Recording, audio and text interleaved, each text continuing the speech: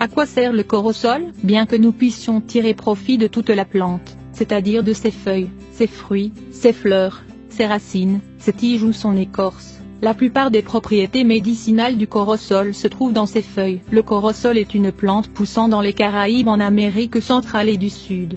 Apprenez en plus sur les propriétés nutritives et salutaires de cette plante sauvage, originaire du Pérou.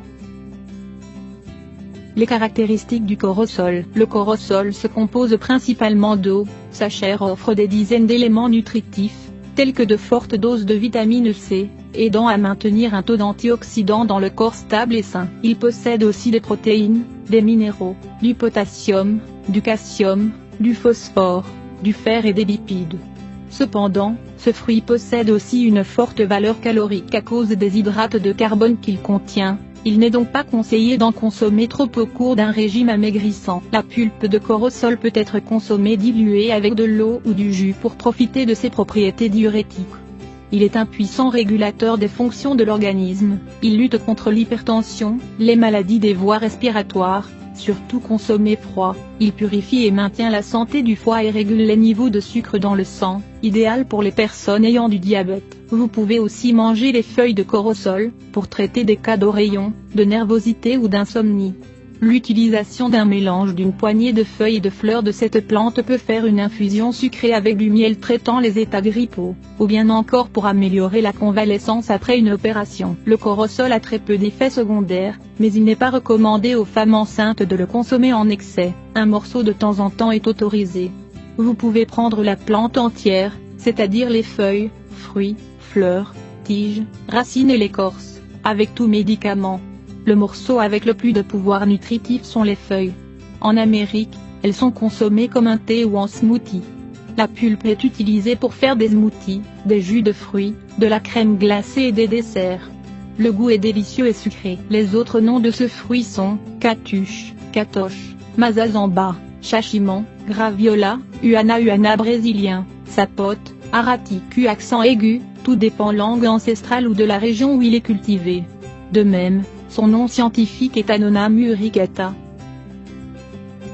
Les usages médicinaux du corosol. Les graines en poudre sont utilisées en tant que répulsifs d'insectes lorsqu'elles sont étalées sur la peau. L'eau des feuilles est également indiquée pour éliminer les poux et les lentes en l'appliquant sur le cuir chevelu. Vous pouvez faire un smoothie avec 3 feuilles corosol et une tasse d'eau et boire à jeun pendant une semaine pour améliorer les symptômes de la chimiothérapie ou des médicaments très forts. Le fruit du corosol, lorsqu'il est consommé encore vert, est bon contre la jaunisse, une maladie qui affecte la couleur de la peau, tournant jaunâtre.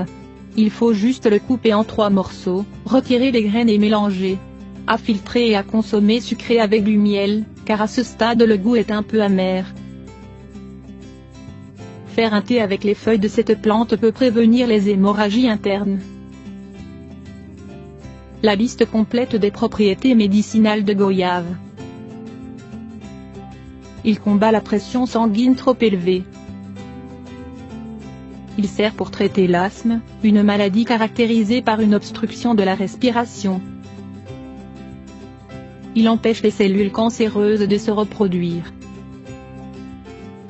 Il réduit l'augmentation du sucre dans le sang, diabète. Il lutte contre les troubles hépatiques. Il a la capacité de réduire les tumeurs, les tissus anormaux qui produisent une augmentation de volume. C'est un excellent insecticide, il aide à éliminer les insectes tels que les moustiques. C'est un merveilleux anti-amibien, c'est-à-dire qu'il lutte contre les parasites tels que les acariens. C'est un expectorant, il aide à traiter toutes sortes de maladies liées au système respiratoire, y compris la bronchite ou l'asthme. Il est vasodilatateur grâce à ses feuilles qui empêchent une mauvaise circulation. Les feuilles sont de puissants sédatifs, utilisés pour calmer les nerfs et le stress et mieux dormir. C'est un antipaludique, il lutte contre les symptômes de cette maladie, caractérisée par de la fièvre, des maux de tête et des muscles.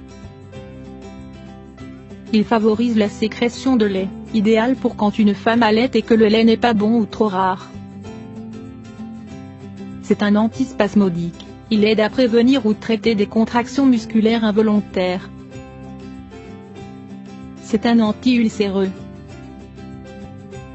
Il aide à guérir les blessures et est très bon contre la gastrite. C'est un antidiarrhéique, soit par une infection ou par des troubles de l'alimentation. Les effets secondaires du cortisol. Comme c'est un antimicrobien, s'il est consommé à des doses élevées, il peut modifier la flore intestinale et provoquer une constipation ou une diarrhée. Il est nécessaire de consommer ce fruit avec modération, à commencer par une dose minimale, puis augmenter chaque jour ou chaque semaine. À son tour, par son action vasodilatatrice et hypotensive, il n'est pas indiqué chez les personnes qui ont des problèmes de cœur ou sanguin. Idem chez les femmes enceintes, mais il est bon après l'accouchement pour avoir assez de lait. Le cortisol et le cancer. Il est important de faire un paragraphe sur la relation entre le cancer et cortisol. En effet, diverses recherches ont démontré un lien entre l'écorce, les feuilles, les racines et les fruits de cette plante et son action sur les cellules de l'organisme. Cette plante ferait donc partie de la famille des alicaments anti-cancer.